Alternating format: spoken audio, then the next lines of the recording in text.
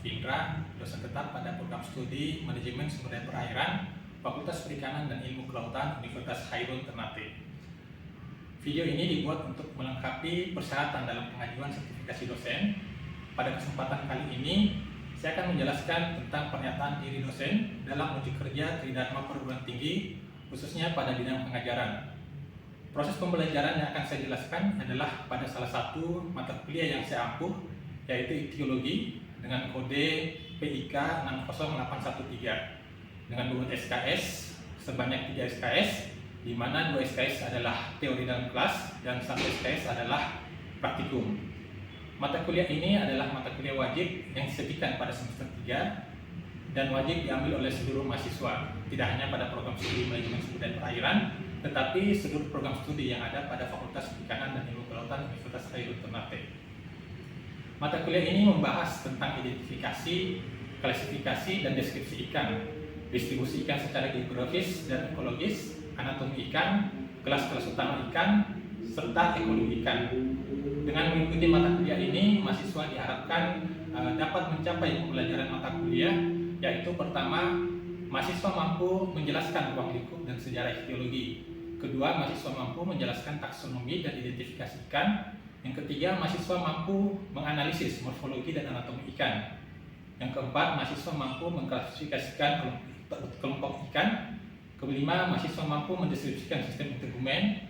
Keenam, mahasiswa mampu mendeskripsikan sistem otot dan sistem rangka ikan. Ketujuh, mahasiswa mampu menganalisis tipe distribusi ikan dan teori kemusnahan spesies. Yang kedelapan, mahasiswa mampu mendeskripsikan sistem pernapasan dan pencernaan ikan. Yang kesembilan, mahasiswa mampu mendeskripsikan sistem peredaran darah atau sistem sirkulasi. Kesepuluh, mahasiswa mampu mendeskripsikan sistem saraf dan indera pada ikan. Yang kesebelas, mahasiswa mampu mendeskripsikan sistem hormon dan reproduksi pada ikan. Dan yang ke-12, mahasiswa mampu menganalisis sistem pertumbuhan pada ikan. Untuk mencapai tujuan tersebut, dalam satu semester ini, mahasiswa akan diberikan topik-topik yang akan dibahas selama 14 pertemuan, ditambah 1 kali UTS dan 1 kali UAS. Adapun teori yang akan disampaikan adalah pertama, ruang lingkup dan sejarah ichtiologi, kemudian konsepsi sistematika ikan, kelompok utama ikan, morfologi dan anatomi tubuh ikan, sistem integumen, sistem urat daging atau otot, sistem rangka pada ikan, sistem pencernaan, sistem pernapasan, sistem peredaran darah, sistem saraf, sistem hormon, sistem reproduksi, distribusi ikan, dan pertumbuhan ikan. Proses pembelajaran mata kuliah ichtiologi ini menggunakan metode delivery, interaction, and assessment, di mana yang pertama adalah delivery, yaitu bagian ini bagaimana cara saya menyampaikan materi perkuliahan kepada mahasiswa, yaitu dengan cara menyampaikan materi yang berasal dari berbagai textbook ichtiologi maupun dari berbagai artikel ilmiah. Bahan perkuliahan akan disajikan dalam bentuk PowerPoint dan dapat diakses melalui LMS Universitas Khairul, yaitu virtualclass.khair.ac.id. Selain itu, saya juga menyiapkan penutup praktikum dan membimbing secara langsung proses praktikum tersebut. Yang kedua adalah interaction, yaitu bagaimana saya berinteraksi dengan mahasiswa. Saat perkuliahan, saya terus mendorong mahasiswa untuk aktif berpartisipasi dalam bertanya dan meminta mereka berpendapat dalam kelas untuk membangun suasana pembelajaran yang komunikatif dan dua arah. Yang ketiga adalah assessment, yaitu bagaimana cara saya menilai perkuliahan mahasiswa. Penilaian yang kami berikan terdiri dari 4 komponen, yaitu tugas, praktikum, ujian tengah semester, dan ujian akhir semester. Masing-masing komponen tersebut memiliki bobot nilai, yaitu untuk tugas kami beri bobot nilai sebanyak 20%, praktikum sebanyak 20%, ujian tengah semester 30%, dan ujian akhir semester 30%. Bobot penilaian ini tertuang dalam LPS yang telah kami susun secara bersama-sama tim pengajar lainnya. Selanjutnya, saya akan menampilkan cuplikan pengajaran saya pada mata kuliah ichtiologi, khususnya pada pertemuan ke-7 tentang pernapasan pada ikan.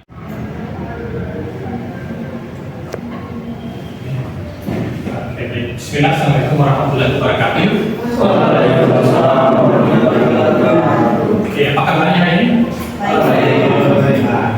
Ya, jadi sebelum mulai aktivitas kita, semoga kita senantiasa mendapat rahmat dan berkah dari Allah Subhanahu Wa Taala. Mari kita berdoa. Berdoa dimulai.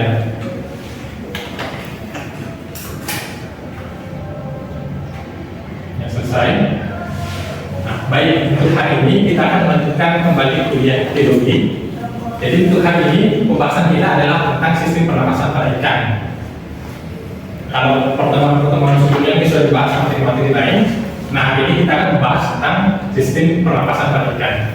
Untuk tujuan pembelajaran kita pada hari ini itu ada dua topik utama, yaitu pertama adalah organ-organ pernapasan pada ikan, kemudian yang kedua adalah mekanisme pernapasan pada ikan. Nah, kira-kira teman-teman sudah tahu pasti bernapas itu apa? Kalau manusia misalnya tidak bernapas, apa yang terjadi? Bagaimana prosesnya? Kalau manusia bernapas bagaimana? Kita bernapas menggunakan apa? Menggunakan paru-paru. Kalau ikan dia menggunakan apa kira-kira? Bisa. Jadi ada sedikit perbedaan, tapi mekaniknya sama. Cuma ada perbedaan antara pernapasan antara ikan dengan manusia. Nah, apa yang terjadi pada saat pernapasan? Kalau dari gambar ini kita lihat, di sini ada oksigen. Oksigen tanda panahnya ke dalam. Kemudian ada karbon dioksida, tanda panahnya keluar. Berarti ada proses pertukaran gas. Oksigennya masuk, diserap, kemudian oksigennya dilepas, karbon dioksida dilepas. Nah, proses itu terjadinya di mana? Terjadinya di permukaan alat pernapasan pada ikan. Kalau ikan tadi berarti dia bernapasnya di insang. Oke. Jadi ternyata ikan itu dia memiliki organ-organ respirasi yang bekerja dalam proses pernapasan tadi. Nah, pada ikan itu ada dua organ pernapasan. Yang pertama disebut dengan organ pernapasan akuatik. Yang kedua adalah organ pernapasan udara. Kalau dari dua istilah ini kita sudah tahu pasti. Kalau organ pernapasan udara atau akuatik, berarti dia bekerja di dalam air. Dia fungsinya untuk mengikat oksigen yang ada di dalam air. Kalau pernapasan udara, berarti dia mengikat oksigen yang ada di udara bebas. Ikan memiliki beberapa jenis ikan, dia memiliki kedua organ pernapasan ini. Misalnya kalau kita lihat ikan di akuarium misalnya, pada saat mati lampu pada listrik, oksigennya habis, gelembung udaranya mati juga. Apa kira-kira terjadi pada saat itu? Ikannya akan mati, lama-lama dia akan mati. Mungkin di tahap awal dia naik udara ke permukaan air, kemudian dia mengambil udara yang ada di udara bebas. Tapi karena ikan tadi dia bernapasnya di dalam air, dia menggunakan organ pernapasan yang sangat dalam air, jadi dia tidak bisa bernapas hanya langsung mengambil udara dari udara bebas. Jadi dia membutuhkan organ yang menggunakan insang tadi.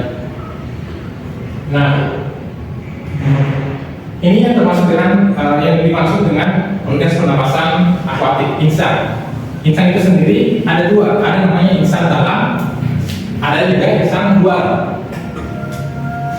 Insang luar, insang dalam kita sering lihat ikan insang pada umumnya pada ikan yang ada di belakang itu insangnya, seperti pada gambar. Jadi itu adalah insang dalam. Ada juga ikan yang memiliki insang luar. Nah, insang dalam ini berfungsi untuk mengambil oksigen dari luar tubuh dan mengeluarkan gas-gas yang tidak diperlukan oleh tubuh, karbon dioksida tadi. Jadi pertukaran gas itu terjadi pada permukaan pernapasan insang.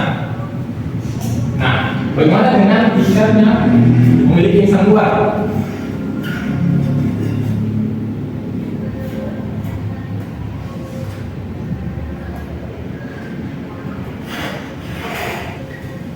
Nah, ini adalah insang luar pada ikan. Tapi tidak semua jenis ikan memiliki insang luar, hanya pada beberapa jenis ikan saja. Atau pada stadia tertentu ikan, misalnya pada stadia larva.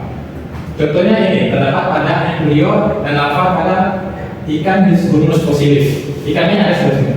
Ini adalah ikan Bisphenolus fossilis. Jadi di luar insang itu berada di luar tubuh insang. Kalau ikan pada umumnya kan dia insang itu berada di dalam tubuh insang. Kalau insang luar dia berada di luar tubuh insang. Seperti ini. Jadi dia berada di luar tubuh insangnya. Kemudian pada contoh lain pada salamander, dia memiliki juga insang yang berada di luar. Nah, fungsinya sama untuk mengikat oksigen tadi. Bahkan ada juga yang berfungsi sebagai alat untuk menyerap makanan. Misalnya pada larva tadi, karena di larva itu kan dia makannya belum bisa makan seperti makan ikan dewasa.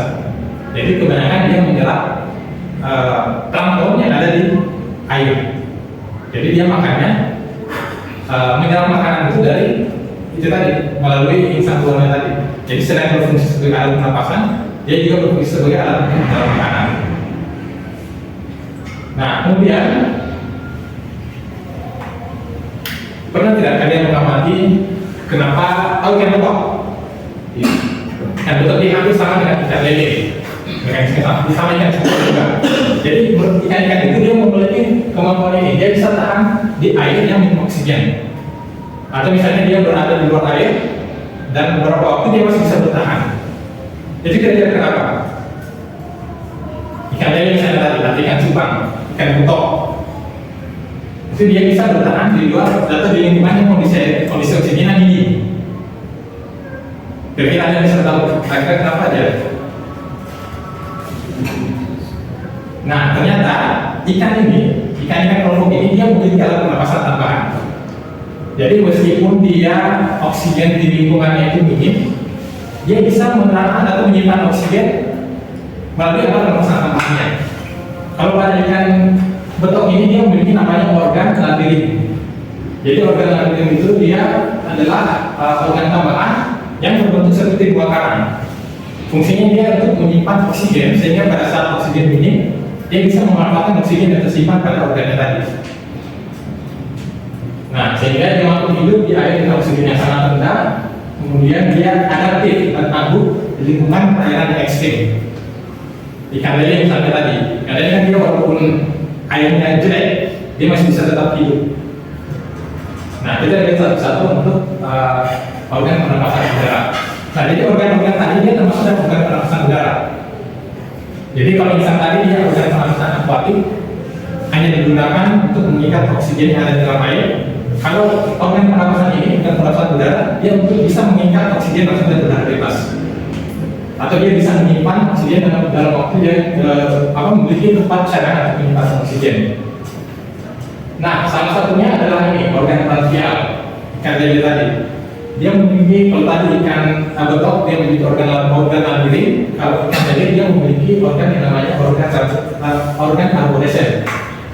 Nah, organ ini dia berada di sekitar insang karena dia ada modifikasi dari insang.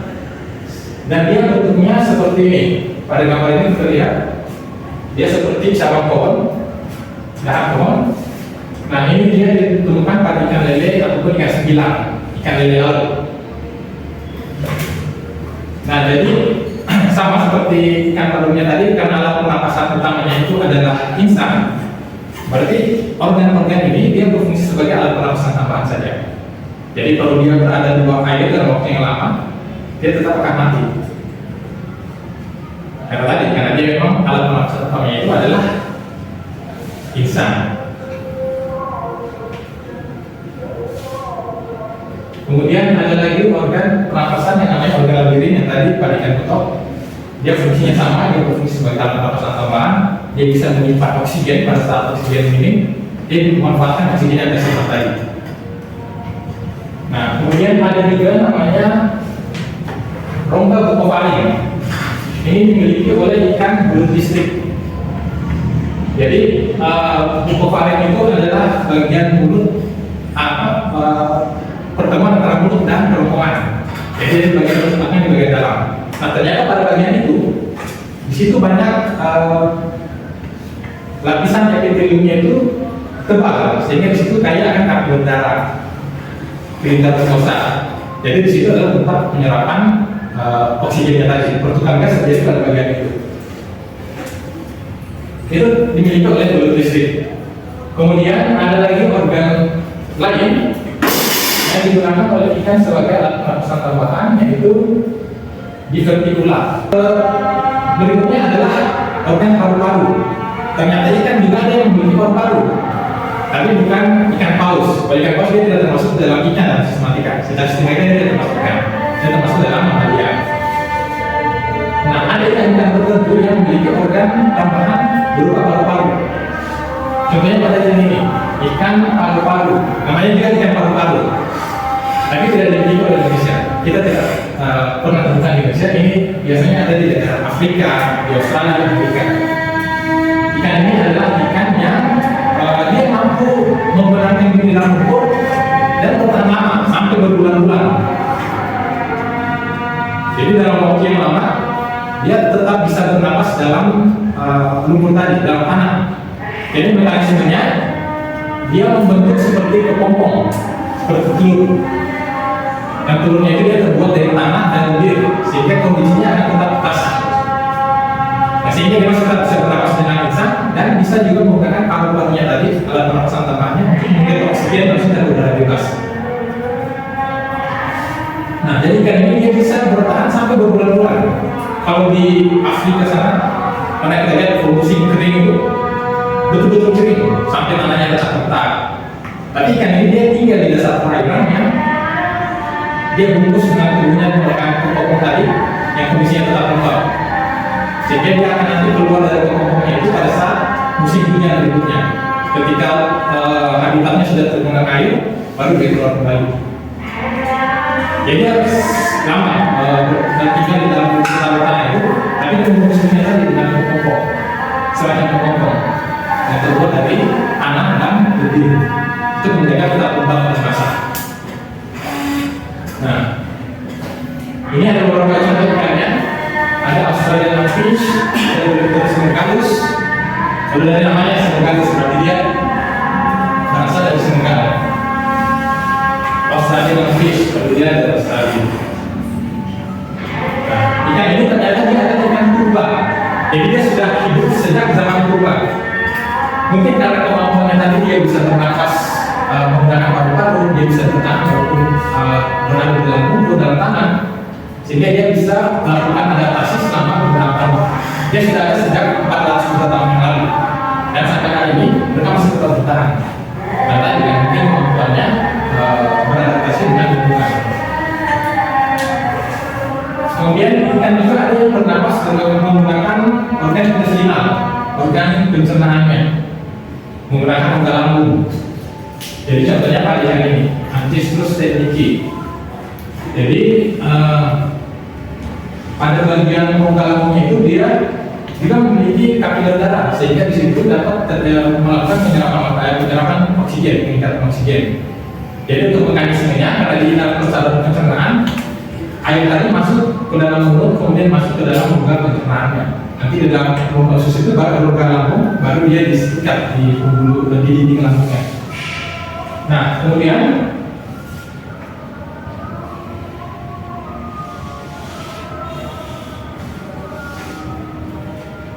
ada juga ikan yang bernapas menggunakan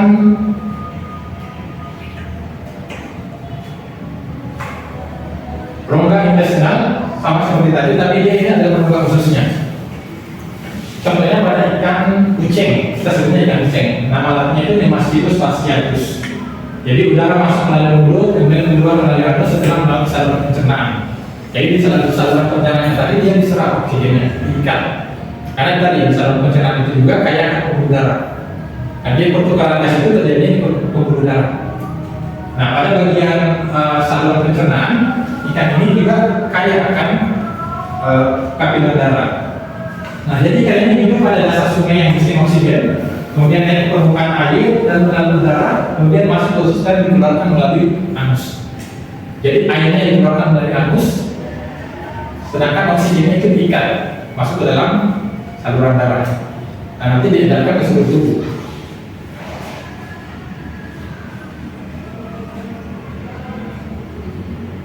Nah, ternyata ada juga ikan yang bernapas menggunakan kulit. Pernah dengar ikan yang bernapas dengan kulit? Nah, ternyata ikan ini ikan tidak asing, sering kita lihat. Ikan apa ya? Bahasa Indonesia ikan brodok. Tapi kalau bahasa lainnya Eriophthalmus spinatus. Ini salah satu spesies dari ikan brodok. Nah, ternyata hasil penelitian itu menunjukkan bahwa ikan ini dia pada bagian sirip dorsal, dua jari sirip dorsal pertamanya ini, di sini lapisan yang di dalamnya itu lebih tipis dibanding bagian tubuh lain. Karena tipis tadi, sehingga oksigen bisa masuk secara difusi melalui permukaan kulit tipis tadi. Nah, jadi ikan ini dia mampu mengikat oksigen masuk secara difusi ke dalam tubuhnya melalui permukaan kulit. Khususnya pada bagian ini, nah kalau kita lihat jari pertama dan kedua itu berarti di sekitar sini, jari kelas ini, berarti sekitar punggung sini. Ini epidermisnya tipis, sehingga oksigen secara difusi dia bisa masuk ke dalam tubuhnya, ke dalam pembuluh darahnya. Nah, kemudian bagaimana mekanisme pernapasan? Tadi kita belajar di organ-organ pernapasannya. Nah, dari organ-organ pernapasan tadi, kira-kira bagaimana mekanisme pernapasan tadi kan? Nah, jadi kalau proses pernapasan itu terdiri atas dua tahap. Ada namanya tahap inspirasi, kemudian ada tahap ekspirasi. Kalau pada manusia mungkin kita seperti menghirup, menarik nafas, jadi inspirasi. Kemudian ekspirasi itu kita membuang nafas, melepaskan nafas. Seperti yang kita seperti itu. Jadi ada dua tahap, ada tahap menghirup oksigen, kemudian dia melepaskan udara lagi. Nah, tahap menghirup itu dia disebut dengan tahap inspirasi. Nah, bagaimana prosesnya? Jadi kalau kita manusia langsung menghirup oksigen masuk ke dalam paru-paru. Kalau ikan, karena dia bernapas itu dan dia mengikat oksigen yang ada di dalam air, sehingga prosesnya mekanismenya sedikit berbeda. Kira-kira air itu masuknya lewat mana kalau pada ikan pada saat bernapas? Lewat insang kah, lewat hidung kah, atau lewat apa? Apa? Rongga mulut. Ya, jadi betul. Jadi ikan itu dia bernapas dengan memasukkan air ke dalam mulutnya. Jadi masukkan air ke dalam mulut, nanti air yang mengandung oksigen terlarut tadi itu akan menuju ke insang. Nanti di insang itu akan diikat oksigennya. Setelah diikat, airnya akan dilepaskan kembali. Dikeluarkan dari mana kira-kira?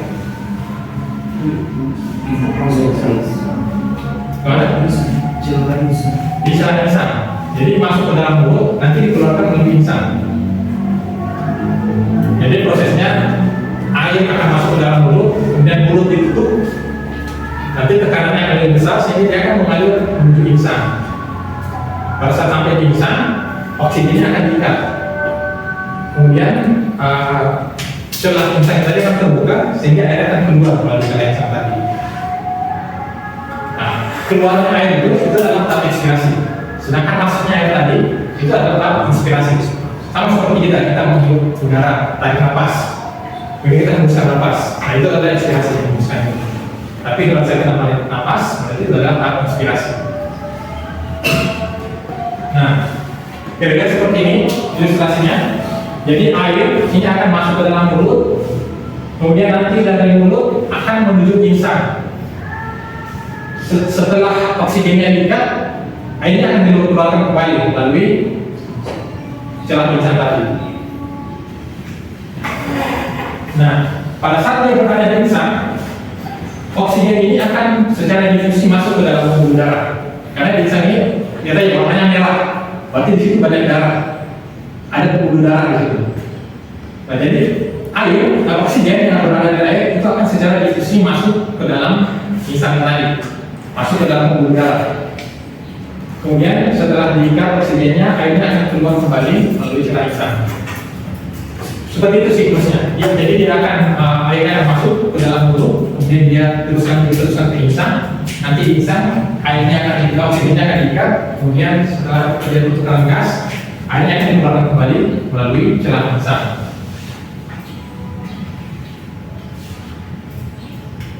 Nah, kemudian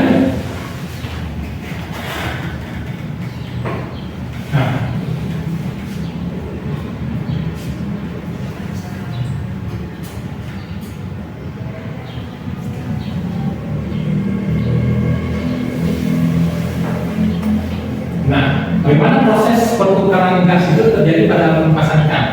Jadi sini kita lihat yang sebelah kiri itu adalah insang, itu adalah alat penapasan. Kemudian yang sebelah kanan ini adalah jaringan. Jadi oksigen itu akan dimanfaatkan oleh jaringan itu. kita. Untuk pertemuan atau metabolisme kan digunakan oleh jaringan tubuh kita, sel tubuh kita. Bagaimana mekanismenya? Ini tadi pertukaran gas terjadi di alat pernapasan, oksigen akan diikat, kemudian dia akan masuk ke dalam sistem peredaran darah, kemudian diedarkan ke seluruh tubuh pada jaringan darah tubuh. Nah, untuk menuju jaringan tubuh dia akan melewati pembuluh darah arteri, pembuluh darah nadi kita, kalau bahasa pembuluh nadi. Jadi di dalam ikan, kemudian dari jaringan dia akan menuju ke pembuluh darah vena, melalui pembuluh darah untuk kembali ke insan. Jadi insan akan dikeluarkan kembali. Nah, kira-kira seperti ini untuk mekanisme pertukaran gasnya. Nah, kira-kira sampai sini untuk materinya kita mungkin sampai sini saja. Dari sini kan kita mau ditanyakan lagi antara yang belum jelas mau ditayangkan, didiskusikan. Jelas? Nah, kesimpulan untuk pada kuliah pertemuan hari ini itu ternyata adalah pertama tentang organ pernapasan ikan. Jadi organ pernapasan ikan itu terdiri dari dua, ada alat pernapasan udara dan alat pernapasan pada katanya akuatik. Nah, akuatik itu termasuk insan dan insan adalah alat pernapasan utamanya. Kemudian yang kedua, mekanisme pernapasan ikan, bagaimana dia ternyata terdiri dari dua tahap, ada tahap inspirasi dan tahap ekspirasi. Oke. Kira pertemuan kita, jika tidak ada pertanyaan lagi, mana yang mau bertanya? Jelas? Oke, jelas. Saya kira kalau sudah jelas, berarti kita cukupkan untuk materinya nanti bisa di-download di virtual class. Oke, saya kira demikian. Terima kasih. Assalamualaikum warahmatullahi wabarakatuh.